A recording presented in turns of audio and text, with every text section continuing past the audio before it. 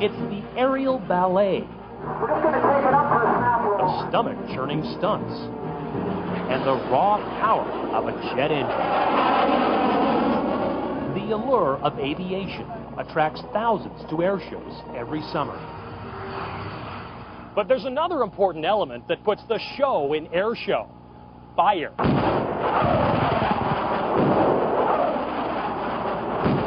The art of the beautiful blast is the precise and deadly science of the airshow pyrotechnician. It's going to be a bomb hit out there. Long before the crowds arrive, the crew from AV8FX lays the groundwork. We got one bomb hit set up over there yet. For a mock attack on the airfield. Bomb hit? Yep. Bomb hit? Okay. The team is led by one of the only female pyrotechnic coordinators in the world. Pyro Chick is my unofficial title. Just give it a quick run-in. April Zaleski makes a living blowing things up. I grew up flying, and air shows are my passion, my love. But blowing stuff up is really exciting, too. So to find a way to combine the two of them, two of the things that I love the most, that makes it the ultimate. The setup begins with the unspooling of a rope-like explosive. Keep going! Called detonation cord, or det cord, it's nitroglycerin in powdered form, and it's the primary ignition source for most pyro effects. The layman's term would be dynamite in a rope. We fire these electronically, but in its form right now, it's fairly safe. It's fairly inert right now. It actually needs a kick to get it going. Hundreds of feet of det cord are laid out to help simulate bullets strafing the ground.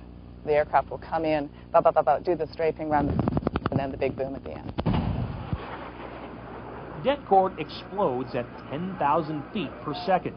So to slow things down, a device called a delay is spliced in every 10 feet.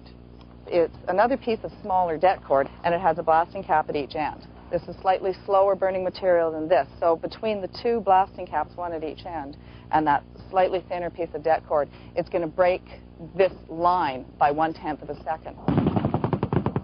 To add fireballs to the strafing effect, some rather low-tech bombs are tied into the line. During the show, this is a place you definitely do not want to be. Pop bottles, milk jugs, and even garbage bags are filled with the same kind of gasoline you put on your car. Under each box of fuel, we've got det cord coil. We use it as a lifter. It ignites the fuel and propels it up. Regular unleaded gasoline is perfect for pyro effects because it vaporizes better than most fuels. And vapor is the secret to great balls of fire. Gas will not ignite very readily in its liquid form. People think that you throw a match into a puddle of gasoline and it'll go off, and generally the match will go out. It's the gas vapor that's very dangerous. The grand finale is the wall of fire. 500 feet long, 300 feet high, about 100 feet wide. Basically, it just turns everything that's in here into vapor. Using plastic PVC tubing, a 500-foot-long pipeline is built. It's topped up with 1,300 liters of gas, then lined with det cord. When that detonating cord fires, it will cause this pipe to literally shatter and split, throwing the gas into the air, creating a vapor cloud. Today, the hot weather helps build up this pipe bomb. It's been sitting here in the sun cooking with no escape route for the vapor. It's pressurized. It's going to blow out in very extreme force. But the heat can also soften the pipe, creating leaks and allowing in unwanted air bubbles. You might get a little bit of a dip or a little bit of a flat spot on it. And from a visual effects standpoint, we want it to be as even a wall as possible. If the det cord fails to ignite the wall, bags of gunpowder are added to trigger the spectacular effect. The crowd's about 1,000 feet away from us at this point, and if they can feel the heat, we will feel it out here quite significantly. Working in the field of pyrotechnics, there is always potential for disaster.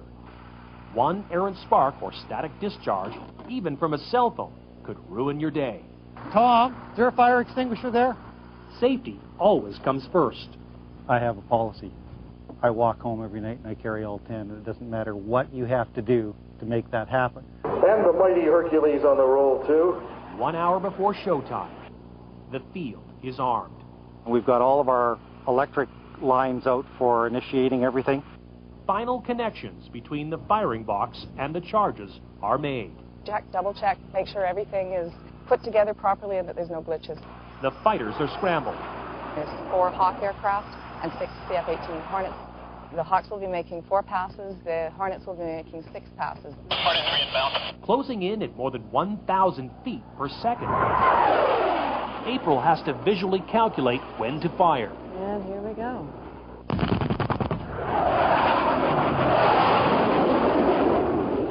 Though it looks real to the audience, the jets never pass directly over the blasts. The illusion is created by flying 100 feet offset from the firing line.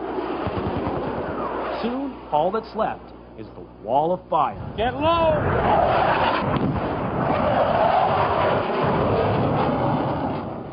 The wall ignites as planned. That's what I'm talking about. All right. This extreme chemistry lesson is over. That's what you call a beautiful wall of fire. That was exactly what we like to see. That worked well. What took a day to set up How about that, folks? has disintegrated in 10 minutes. Time to put out hot spots, clean up, and bask in the glow of a job well done. I do it just because it's adrenaline. Everybody likes to see something get destroyed. And that's really what we're doing, is we're simulating destruction. If it's a human nature, I don't know. I like to blow things up.